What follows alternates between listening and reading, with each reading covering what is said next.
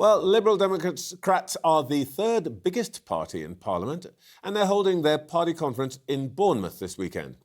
The party's leader, Ed Davey, told this programme that Elon Musk is a criminal for inciting violence at a recent Tommy Robinson organised march and for failing to stop child sexual abuse material on his platform, X. We took a trip to the seaside to speak to Sir Ed. Ed Davey, do you support the decision of the British government to recognise a Palestinian state? Yes, we do. Indeed, Liberal Democrats have been campaigning for this for many years, even for the appalling Hamas attack on Israel. And so it's a long-standing Lib Dem policy. We think it's the right thing to do so we can move towards real peace between Israel and Palestine and have that two-state solution that Liberal Democrats have long believed in. It's a really important step. Do you genuinely believe that the two-state solution is still an option? Pretty much everybody now says that the Israelis would never bear it. Hamas has been clear that they don't want it. Where will that come from? Well, I think there are still forces of moderation on both sides who would move towards that. So, for example, I occasionally speak to Yair Lapid, who's the leader of Yesh Atid. He's the leader of the opposition. He was briefly Prime Minister. And he has previously gone to the UN and called for a two-state solution. I recently met the leader, the President Mahmoud Abbas, President of the Palestinian Authority. Although there's lots of governance issues with the Palestinian Authority, I think they would be the sorts of people who could come to the table. And I hear what you've said, and there are people saying exactly what you said, but I reject that.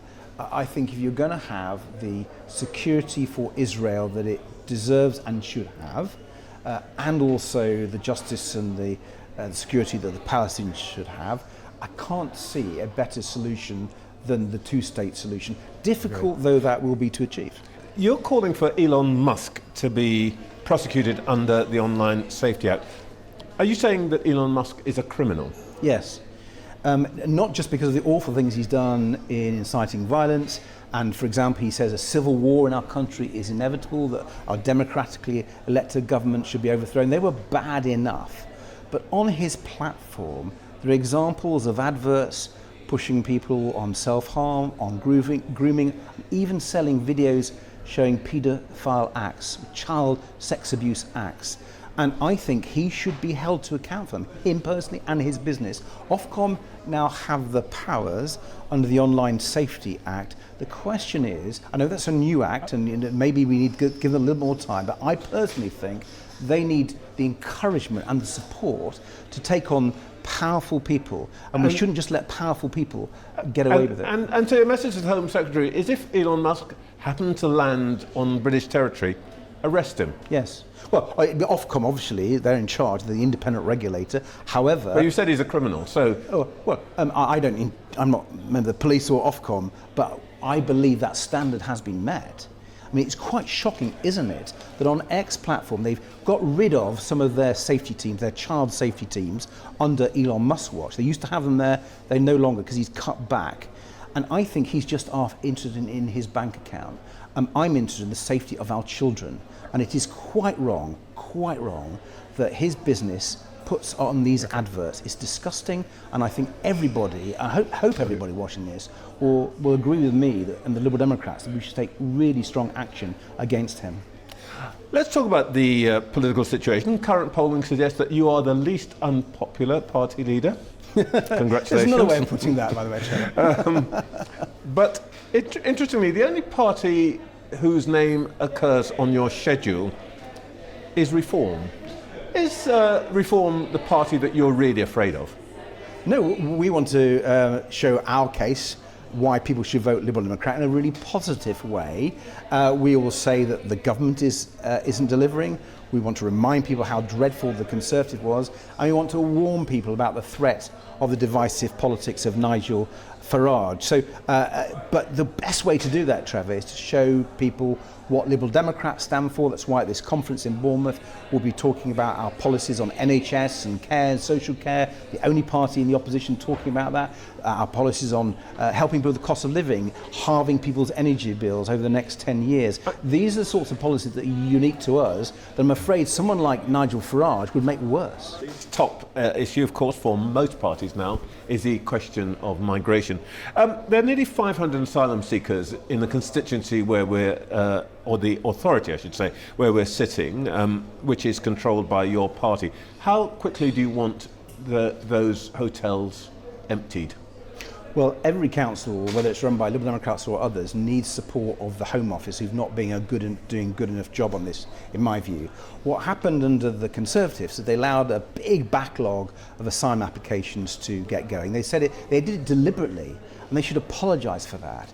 The new government's come in and says they're going to tackle it, but they've frankly been very timid and unambitious. That's why Liberal Democrats are saying, let's call it what it is, an emergency.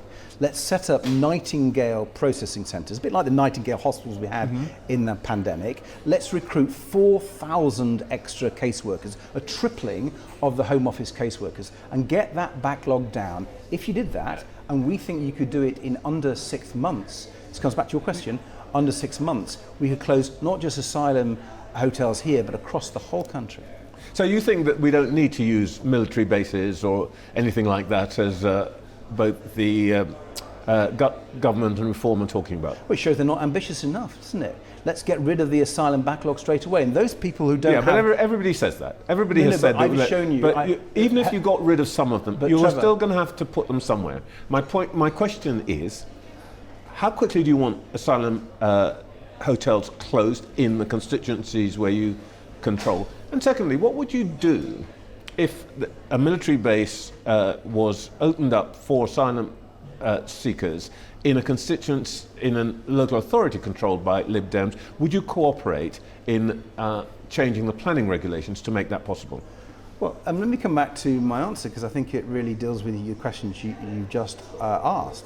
The truth is, the Conservatives created this backlog, that's created the hotels.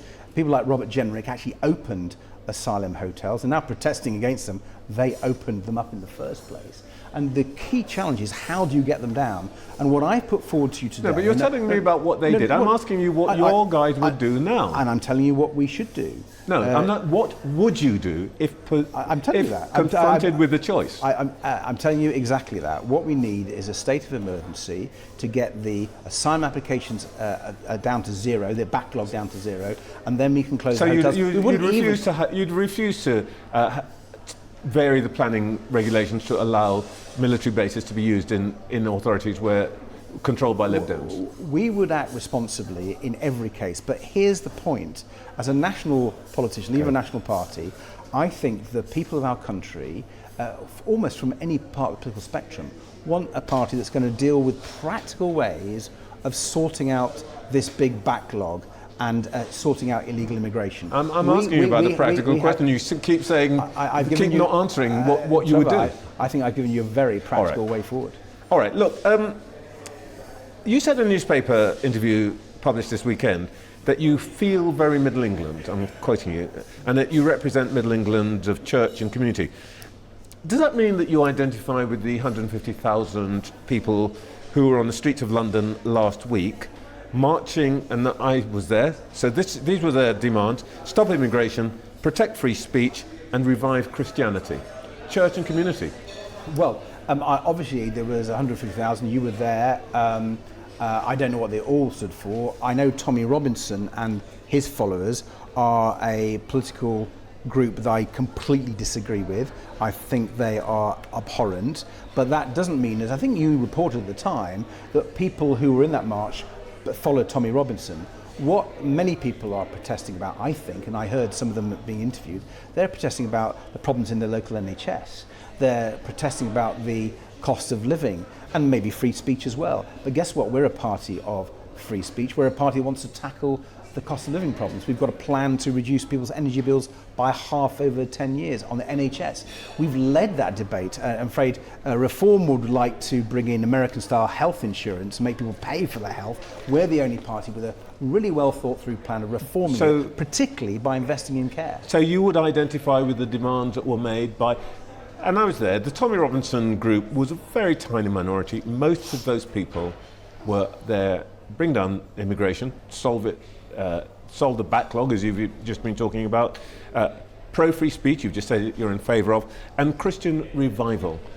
You yourself are a Christian. So actually, Lib Dems would be pretty close to the mainstream view on that march, wouldn't they? I don't know about who the mainstream is. Well, from what you've just told me, that's what they were saying. What I can do is I can speak about our values and our beliefs, which I think are in tune with the vast majority of people in our country. I think people want a country that's decent and caring, that looks after people on the NHS, that makes sure our traditional values like free speech are kept to, and that's the Liberal Democrats. The problem I have with people like Reform is they want to move our party more like Trump's America. And free speech is being closed down in Trump's America, and people pay for their health in Trump's America. Very quick last question. When you were in coalition, you brought in the triple lock on pensions. There's talk about Rachel Reeves essentially abandoning it at the budget. She shouldn't, and let me tell you why the triple lock is important, because often this debate isn't properly heard. I'm really pleased you raised it. When we brought it in, it was after decades of our pensions in our country falling behind the pensions in other countries. Our state pensioners, before we brought in the triple lock, were some of the poorest in the Western world, much poorer than in countries that are much less wealthy than we are. So the triple lock is all about making sure British pensioners get a decent share like their other pensioners in other countries. Surely that's the right thing. At the moment, they haven't caught up anywhere near. So absolutely keep it. 100%. Ed Davey, thank you for your time. Thank you. That was Sir Ed Davey. Sky News has approached X and Elon Musk for a comment, but as of broadcast, we've received no response. Well, X maintains that it does have zero tolerance for child sexual abuse material and claims that tackling those who exploit children is a top priority. This is what they say. We have zero tolerance for any forms of child sexual exploitation and remove certain media depicting physical child abuse to prevent the normalisation of violence against children. Our priority is to protect minors from physical and psychological harm, irrespective of the context in which the content may be shared.